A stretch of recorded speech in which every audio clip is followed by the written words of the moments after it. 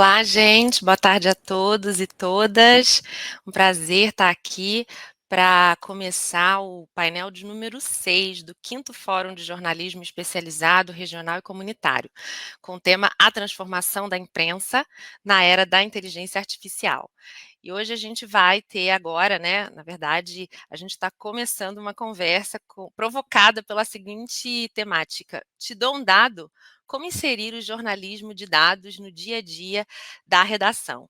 E para fazer essa conversa, estamos aqui eu, Renata Tomás, eu sou professora e coordenadora do curso de Comunicação Digital na Escola de Comunicação, Mídia e Informação da Fundação Getúlio Vargas, no Rio de Janeiro, e estou com a companhia aqui da Jamile Santana, coordenadora da Escola de Dados da Open Knowledge, e o Guilherme Felitti, cofundador da Novelo Data. Gente, um prazer conhecer vocês, um prazer estar aqui com vocês, e a gente vai começar, pessoal, com uma apresentação aqui individual, cada um falando um pouquinho de como se insere, né, nesse assunto, nessa temática. Mas eu vou pedir, e vou começar, inclusive, fazendo essa apresentação, a minha apresentação, mas pedir para cada um fazer também a sua autodescrição, para também compartilhar com aquelas pessoas que apenas nos ouvem, né, como nós somos, como nós estamos. Então, como disse, eu me chamo Renata Tomás, eu sou uma mulher negra, eu tenho 45 anos, tenho cabelo crespo, curto, estou usando um óculos azul e estou com um casaco cinza florido, de estampa florida, e um lencinho estampado de amarelo, branco e preto. E como é que eu chego nesse tema, né? Eu disse para vocês que eu sou professora de um curso de comunicação digital na Fundação Getúlio Vargas, e um curso que é novo, a gente está com a primeira turma, o curso de comunicação digital, e é um curso que está baseado em 3 pilares: a comunicação, obviamente, a ciência de dados e as ciências sociais. E o que a gente faz aqui olhar para essa produção, né, sem precedentes de dados, porque quando a gente fala, né, numa cultura digital, a gente fala de conexão, que está todo mundo conectado, mas a gente sabe que essa conexão que a gente está, né, que a gente está vivendo, ela gera muitos dados. Né? Tanto dados que a gente entrega, que a gente insere nas plataformas, nos dispositivos, como dados que a gente deixa, que a gente cria, né, os nossos chamados rastros, né, quer dizer, a nossa presença. E no nosso curso a gente está preocupado em pensar, refletir sobre como cuidar desses dados, né? Como tratar esses dados, como usar esses dados para os processos comunicacionais da contemporaneidade e para as práticas da comunicação, para os produtos da comunicação na contemporaneidade. E, nesse sentido, a gente fala, né, do jornalismo também no nosso curso e do jornalismo de dados. E eu também cuido de um curso de curta duração aqui na Fundação, que a gente trata de jornalismo de dados, eu que também sou jornalista de formação, né? Então, é nesse sentido que eu me incluo nesse assunto. Então, vou deixar aí para Guilherme e Jamile também contarem um pouquinho, sem se esquecer da autodescrição, pessoal. Boa tarde. Olá, boa tarde. Vocês me ouvem? Me ouvem bem? Legal. Eu sou a Jamile Santana, também sou jornalista, sou coordenadora da Escola de Dados, como a Renata falou. Eu sou uma mulher negra de pele clara, tenho cabelos cacheados, estou com ele amarrado, um coque no alto da cabeça. Atrás de mim tem uma porta e uma estante onde coloco alguns dos meus livros favoritos. E eu acho que descrição é isso. Eu como eu disse, sou jornalista e trabalhei por 11 anos em cobertura de jornalismo local, né, em jornalismo diário, focado na cidade onde eu moro, que é Mogi das Cruzes, em São Paulo.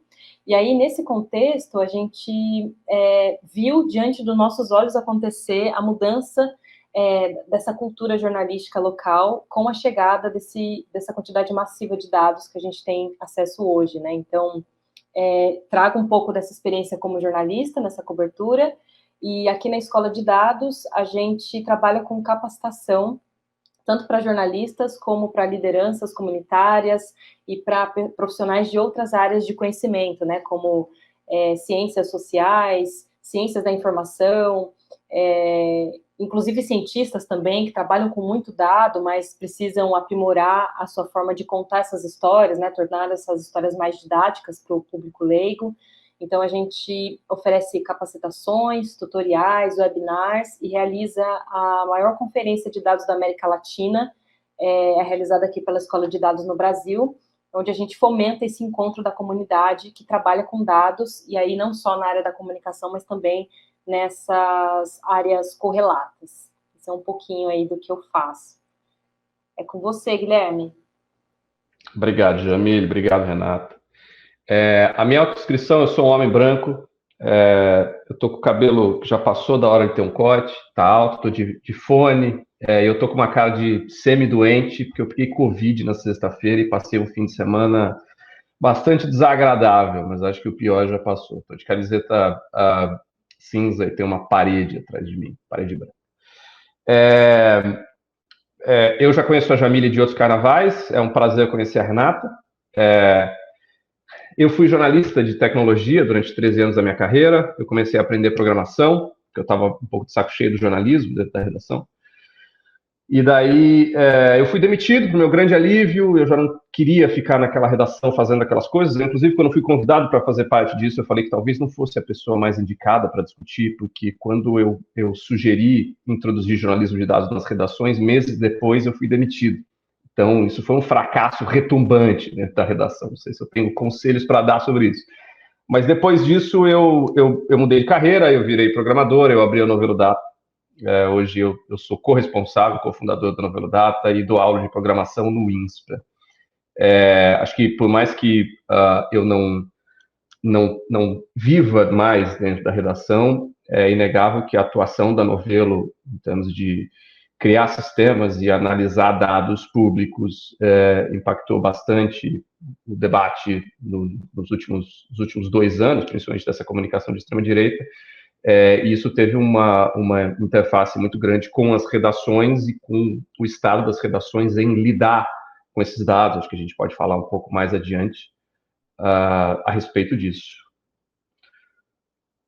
Começamos como, Renata? Que legal. Então, o pessoal sabe, né, que a gente não tem um mediador aqui, né? Então, a ideia aqui é a gente conversar. E a gente tinha separado, né, para a gente poder, algumas temáticas que a gente achava interessante, a gente poder trocar e conversar aqui para o pessoal poder acompanhar. Então, não sei, vou sugerir aqui uma das temáticas que eu acho, já pegando aí o gancho que a Jamile deixou, né, quando ela foi falar aí do trabalho da escola de dados, quando ela foi falar da Open Knowledge, da importância desse trabalho comunitário, né, ou colaborativo, vamos dizer assim, né, e de como que o volume de dados, ele demanda isso, né, ele demanda essa movimentação. Então, acho que talvez fosse legal, Jamile, você aí puxar essa tua experiência, né, contando um pouquinho como foi, e aí daí a gente vai emendando, né, e conversando. Legal. Bom, meu primeiro contato com o mundo dos dados foi exatamente por causa de uma oficina da Escola de Dados, lá em 2013, era uma oficina que trabalhava especificamente orçamento público e como que a gente poderia trabalhar esse volume grandioso de dados, de gastos públicos nas nossas pautas, né, locais. E aí, para mim, foi um divisor de águas de como eu enxergava as pautas, porque era aquilo, né? Até então, a cultura que a gente tinha para dado local, especificamente, era você tem uma boa matéria, com fontes, com histórias, mas você precisa de um dado ali só para florear um pouco o texto que você está entregando, né? Só para deixar ele um pouco mais sério, assim, esses eram os pedidos, né, relacionados a dados. E aí, Coloca uma pesquisa, entra lá, procura. Cita uma fonte, cita o IBGE. Dado era gráfico, era só para fazer o gráfico para ocupar a página. Ilustrar. Exatamente. E aí, depois que eu aprendi a olhar para o dado de uma outra forma, de que ele pode ser o ponto de partida para uma boa história e não necessariamente a história, né? Tudo mudou, porque a gente consegue trazer mais imediatismo para as pautas, consegue fazer investigações mais profundas, e consegue também fazer perguntas que antes a gente não conseguia pensar, porque a gente não tinha repertório, né? Não tinha esse horizonte na nossa frente de possibilidade do que a gente podia trabalhar com esses dados. E aí foi muito legal, porque no começo foi meio um trabalho de lobo solitário, assim, porque dado assustava, né? Jornalista costuma correr de dado, de número, né? Quando, na verdade, o trabalho com dados, ele faz exatamente o contrário, ele te dá ferramentas para facilitar a sua compreensão dos dados, né? Você não precisa necessariamente saber calcular tudo de cabeça, né? Você pode usar ferramentas que calculem para você. O importante é você saber o que você está fazendo e perguntando, né? E aí, conforme eu fui produzindo matérias que usavam dados e as coisas foram dando certo, aí outros colegas também passaram a ver, pô, isso pode ser legal, né? Esse tempo que eu perdi aqui de 2 ou 3 dias apurando essa planilha aqui com dados de emprego e desemprego do CAGED, a gente pode fazer isso de um jeito mais rápido mês que vem, utilizando essas técnicas, né? E aí a coisa vai se espalhando e vai virando uma comunidade mesmo, né? Ao ponto da gente fazer encontros e oficinas locais para ensinar outros colegas a mexer com planilha, a compartilhar resposta de lei de acesso à informação. Você vai percebendo que o trabalho com dado ele não pode ser feito sozinho, assim, né? Você fatalmente pode errar muito se você decidir trabalhar sozinho. Então a gente vai criando uma comunidade em torno disso. E isso é muito, muito bonito. Resgata aí uns preceitos do jornalismo, né? Acho legal você falar isso, né? Porque eu acho que dá uma provocada num valor que a gente chama de valor notícia, né? Quando a gente estuda jornalismo, que é o da exclusividade, né? Então a gente, por muito tempo, não só vê ainda, né?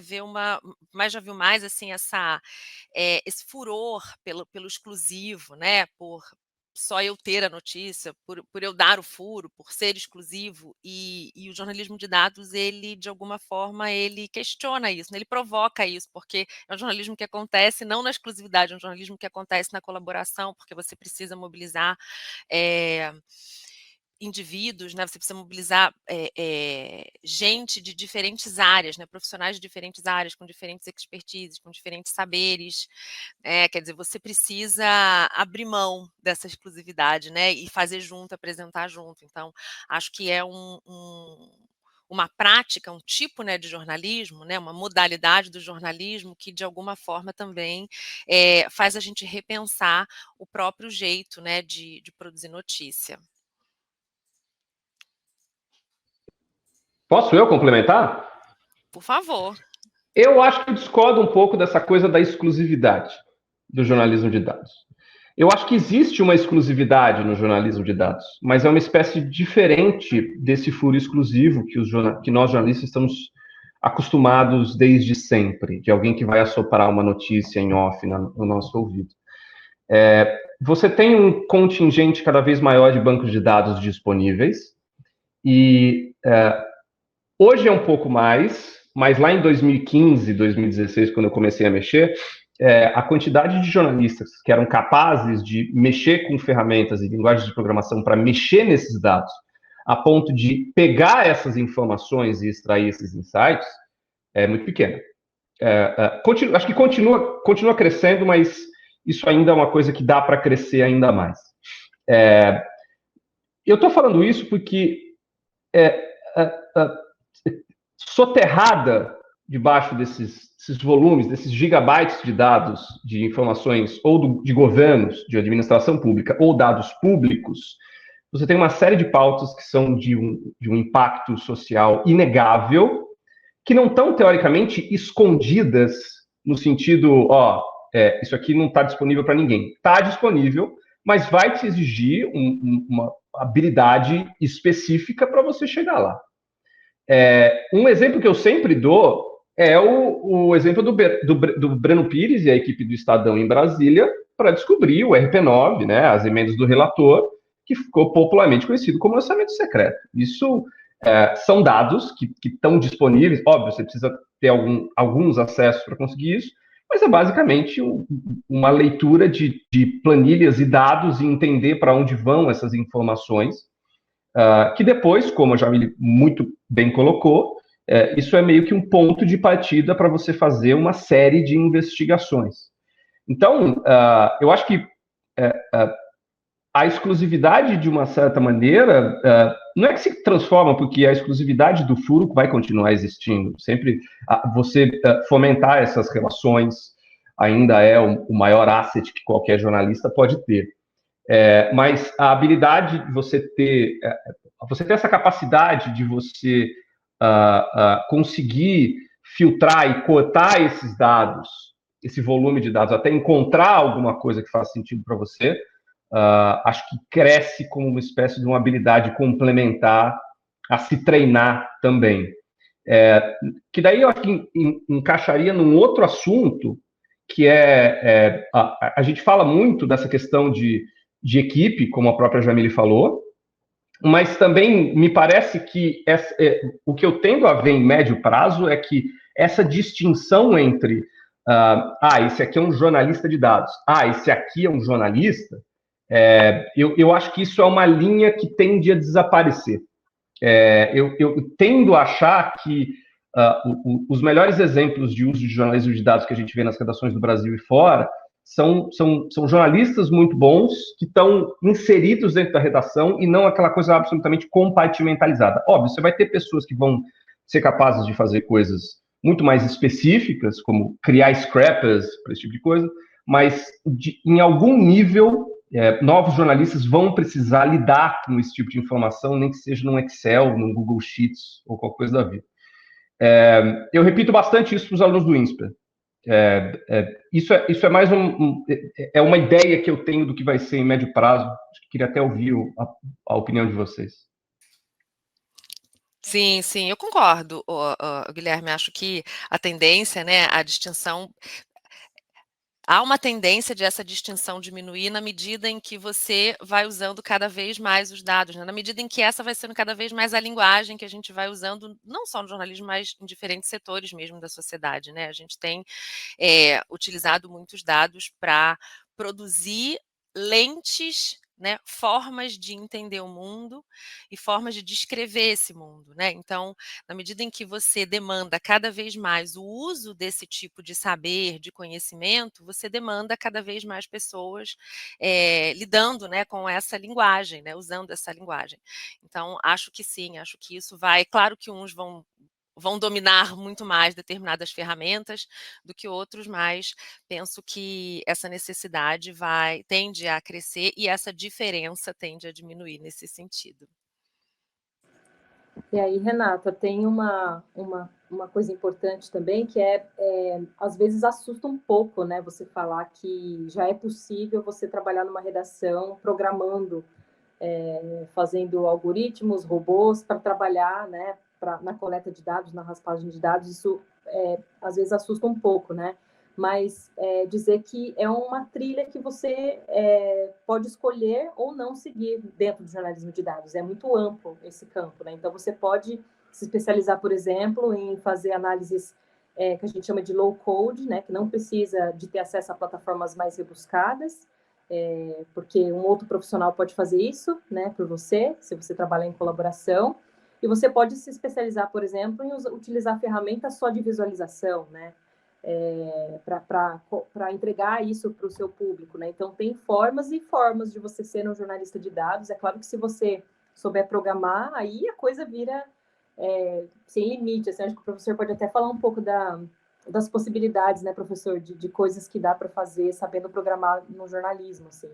Mas dizer que você pode começar com uma simples planilha, aprendendo as funções, a cruzar dados numa simples planilha, ou partir para conhecimentos mais avançados, né?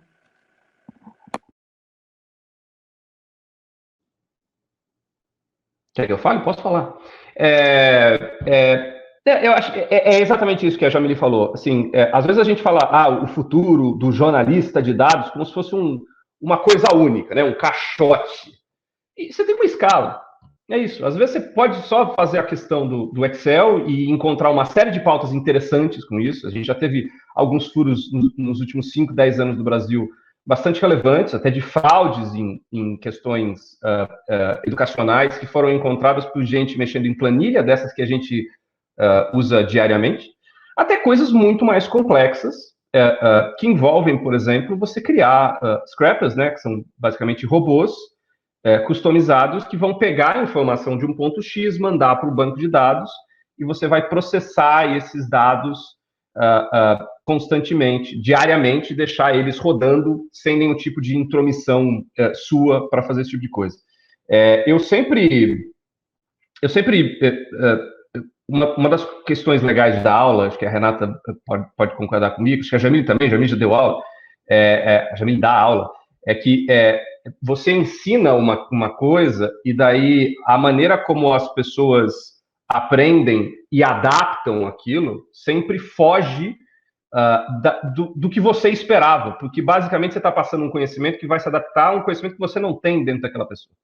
Então, essa turma mais recente do INSPER, tive alguns projetos excepcionais de jornalistas de redação que aprenderam a programar e tinha uma galera do valor econômico que está lidando com coisas que são muito específicas de economia, que são índices que são produzidos constantemente, e um dos trabalhos é um trabalho extremamente manual, de você entrar numa planilha, entrar no site, baixar, colocar numa planilha, e daí um dos projetos finais foi basicamente isso, você cria um robô que vai lá, pega essa informação e a partir de uma série de regras, não dá nem para chamar isso de machine learning, isso é simplesmente ifs and elses da programação, é uma coisa super simples de aprender, você cria uma espécie de um texto automatizado que, baseado nos dados daquele dia e do dia anterior, vai te criar uma espécie de um resumo automatizado em 3 parágrafos, que em 3 segundos vai estar disponível para você e para sua equipe. E daí, a hora que você vê esse tipo de coisa, que assim, tecnicamente, para quem já entende muito de Python, de R, de linguagem de programação,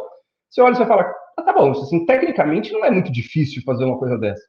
Mas o impacto disso na vida real, assim, na rotina, na extração de dados, e até na capacidade de você analisar isso e apurar outras coisas, é um negócio impressionante. Então, acho que isso é dessas adaptações jornalísticas que mais me chamam a atenção, que eu acho que talvez é o grande barato disso. As pessoas, de vez em quando, quer dizer, não é que eu entro, mas eu vejo algumas discussões de jornalistas falando assim, não, mas eu quero aprender qual é a melhor linguagem de programação, qual roda mais rápido, como se os caras estivessem por trás do Facebook, assim, como se os caras estivessem fazendo o back-end do Instagram.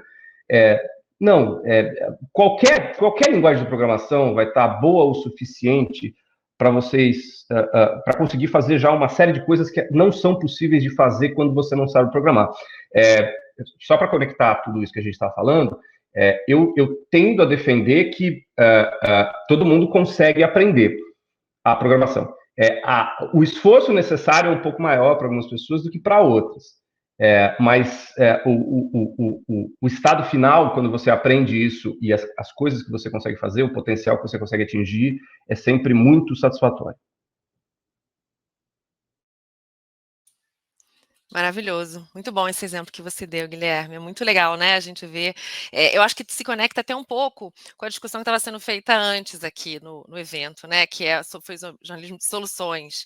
E é isso, né? Eu acho que mais do que você fazer um mega acervo de softwares, de ferramentas, né? Sair colecionando tudo, é justamente você, às vezes, saber que uma mais simples vai te entregar resultados muito bons, né? E resultados palpáveis, né? Concretos daquilo que você quer fazer, que é fazer pergunta, né? Para sua pauta, produzir a sua pauta, enfim, e gerar caminhos para você poder fazer a tua matéria, fazer a tua investigação, né? Eu acho que isso é super importante mesmo, né? A gente saber qual que pode ser uma solução simples, mas a gente saber que ela pode render bastante para a gente. Renata, só aproveitando também esse gancho para falar sobre como isso também se conecta com a comunidade que a gente estava falando antes, né? Aqui na Escola de Dados, a gente tem um fórum de jornalismo, que é o local onde a gente incentiva a comunidade a compartilhar seus conhecimentos em dados ou dúvidas também, porque às vezes você está com uma dúvida, é um raio de um negocinho assim no código, uma vírgula que está errada, e você perde um maior tempão tentando achar o problema, e aí alguém com um pouco mais de experiência olha e consegue te orientar e resolver muito rapidamente o seu problema. Então, a gente tem muito esse hábito, né, na comunidade de jornalismo de dados, de ir trocando dificuldades, acertos, enfim.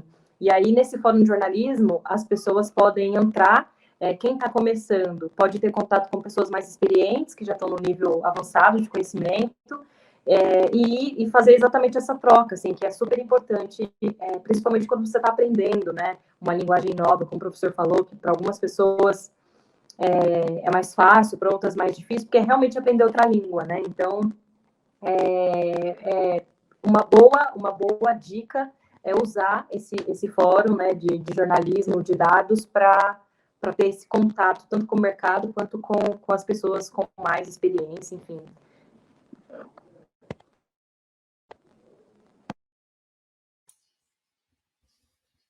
Bacana. Tô dando uma olhadinha aqui, né, em coisas que a gente tinha conversado, né, tinha listado, e um assunto assim, ouvindo assim esses exemplos que vocês estão dando, principalmente esse agora, Jamile, né, de como a comunidade vai trocando essas informações, quer dizer, e essa troca de informações vai gerando caminhos, né, que a gente poderia falar no âmbito da pesquisa de metodologia. Né, que é o sentido de metodologia. Então vai criando formas de chegar ao seu objetivo, né, de chegar à sua matéria, de chegar à sua reportagem, enfim, à sua investigação. E isso a prática, né, a própria prática do jornalismo de dados, ela traz para a gente essa transparência, né? Ela não só exige isso, né, mas ela também permite a gente fomentar esse tipo de dinâmica. E de alguma forma, né, isso também responde a uma demanda que a gente tem vivido no cotidiano, no dia a dia, na sociedade, que é a demanda por transparência, né? Então, o jornalismo de dados também ele nasce nesse contexto, né? Não sei o que vocês pensam disso, mas ele nasce num contexto em que a gente está dizendo como sociedade que é muito importante haver mecanismos, né, de transparência. Então a gente vê não só o portal de transparência quando ele foi criado, mas quer dizer a abertura dos dados. Depois a gente tem a lei aí de acesso à informação, que vai justamente alimentar essa necessidade que a sociedade tem de saber como as coisas são, não apenas isso, mas como que as pessoas chegam ao conhecimento que elas chegam, né? Como que elas chegam à defesa de determinados argumentos, como elas chegam. Então, o papel da transparência, né, o contexto de demanda por transparência e a relação dela com o jornalismo de dados, né?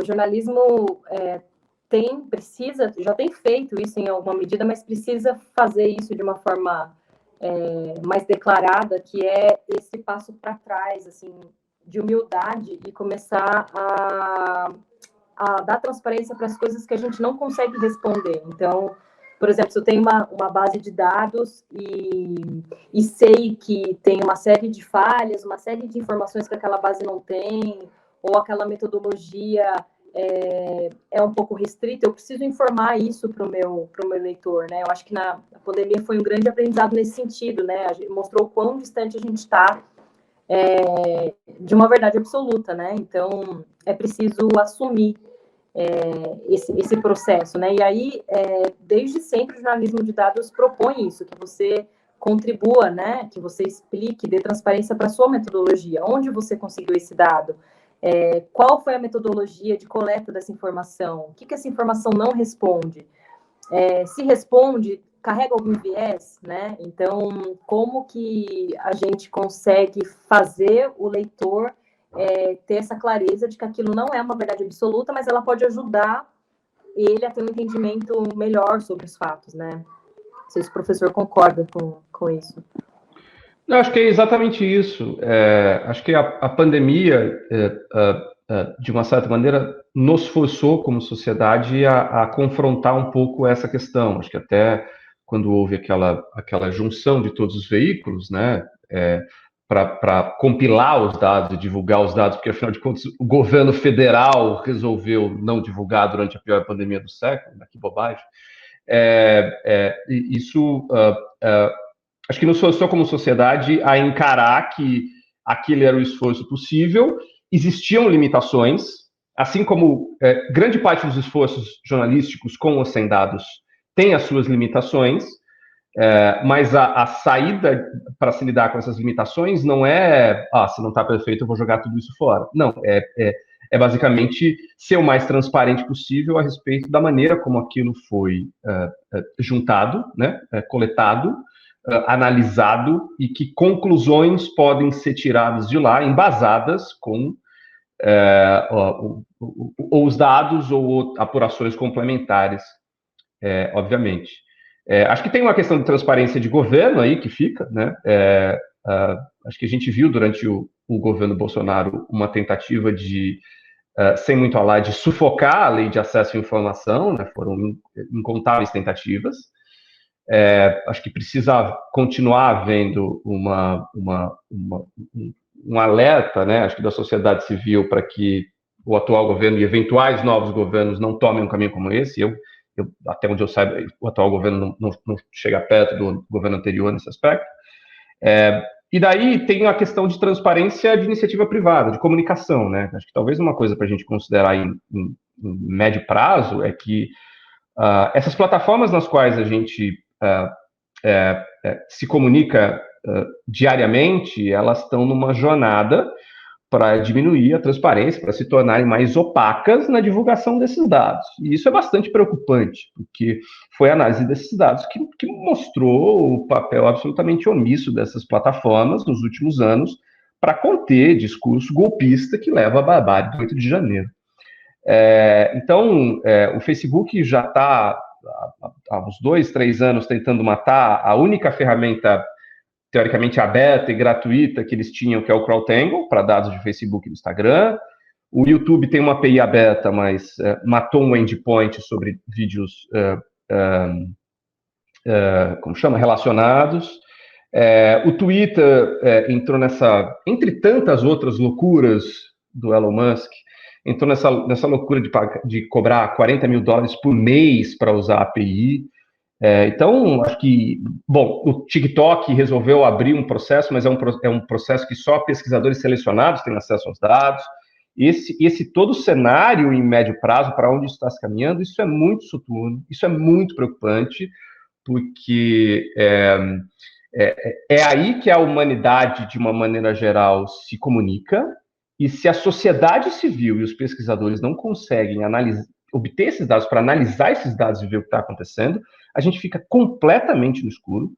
E acho que qualquer pessoa que tenha acompanhado, não só no Brasil, mas lá fora também, esse papel da Big Tech, principalmente, percebe que um grande motivo de ação dessas plataformas é quando elas são cobradas externamente, né? Se for esperar essas plataformas terem um surto de consciência, é bom achar uma poltrona bastante confortável. Elas só se movem quando tem algum tipo de cobrança da imprensa ou quando a justiça se move baseada na imprensa.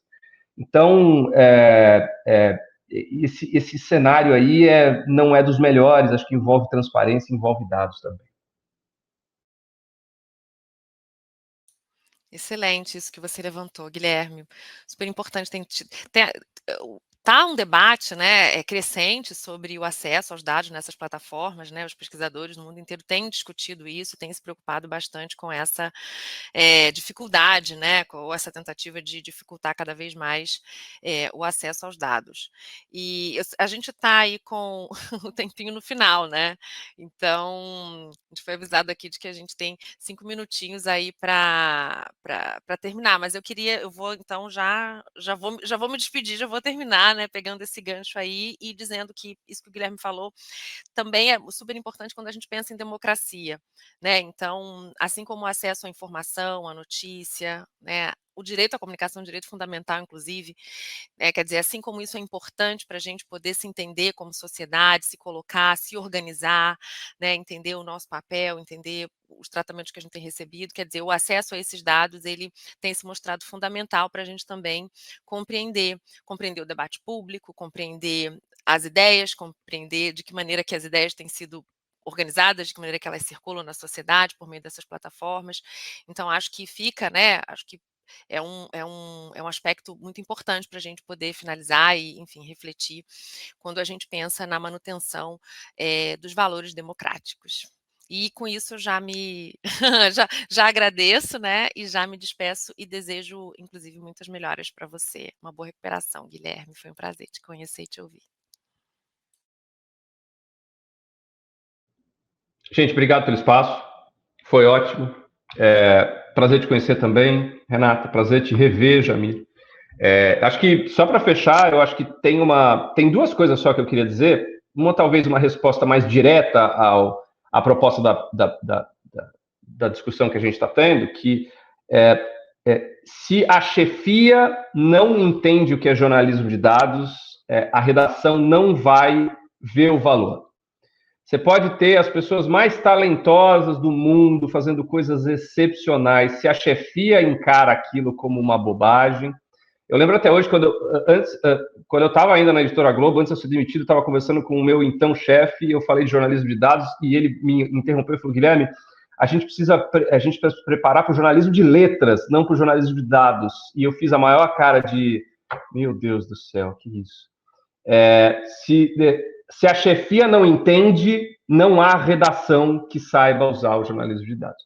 E a segunda coisa que eu queria dizer só é contexto. O contexto é muito importante. Assim como eu falei agora há pouco, existe uma discussão super infrutífera que é: eu vou usar Python, eu vou usar R, eu vou usar... E, cara, isso não faz a menor diferença. A Novelo foi primeira figura no Brasil que notou que lá em junho de 2020 estava tendo uma limpeza de canais de extrema-direita, depois que a Polícia Federal fez a primeira operação dentro do inquérito dos atos antidemocráticos do Supremo. E a gente descobriu isso com um código que tinha 6 linhas. Um código que tinha 6 linhas e rodava na minha máquina, não rodava nem no servidor. E aí a gente saiu na imprensa inteira, da entrevista para o Jornal Nacional, uma coisa que jamais passou pela minha cabeça. Então, as pessoas às vezes ficam tão fissuradas nessa questão técnica que elas esquecem solenemente que o mais importante disso não é a velocidade do código, é rodar em 3 segundos a menos, é estar num servidor usando GPU, não, é o contexto. Se entender o contexto, se você conseguir colocar a tecnologia mais lenta depois de um contexto excelente, parabéns. Se você não tem contexto nenhum e coloca um mainframe para fazer isso, não vai fazer a menor diferença. É isso, gente. Obrigado. Obrigada também, Renato. Adorei te conhecer. A gente trocou vários papos aí, pensamos em vários outros papos para fazer depois, né? O professor Guilherme também foi muito bom de rever. A gente sempre está se esbarrando aí nos cursos, seja eu como aluna ou como companheira de trabalho, né? Professor, muito bom também de rever. O que não deu tempo de falar aqui, mas eu acho que é muito importante frisar, prestem atenção na lei de acesso. Ela é uma ferramenta poderosíssima para o jornalista conseguir ter um pouco de acesso a informações, a dados que ainda não estão publicados, né? Ou dados que precisam ser melhor explicados. Então, faz uma pausa aí, fiquem sabendo que faz um trabalho maravilhoso no Brasil, né? Uma agência de jornalismo de dados e transparência aqui no Brasil, que liberta dados, ensina como usar a lei, entra no site da Fique Sabendo, dá uma lida se você não conhece ainda, e se aproprie dessa ferramenta, que é uma grande conquista que a gente tem no Brasil, né? Ter essa lei funcionando. E o último recado também acompanha a escola de dados, né? Porque lá a gente faz todas essas trocas, a gente realiza webinars, eventos, onde a gente pode ter esse momento, esse ponto de encontro aí da comunidade de dados aqui no Brasil. Por fim, eu queria só dizer que essa programação do fórum está apoiando a campanha Adote um Leito da Casa Hope. Então, se você estiver assistindo e puder fazer essa doação, é uma doação que dá suporte a crianças e adolescentes com câncer e transplantadas, é uma doação para leitos de internação. Então, a gente conta com o seu apoio e com a sua ajuda para ajudar também nessa campanha. Até mais, gente. Boa noite.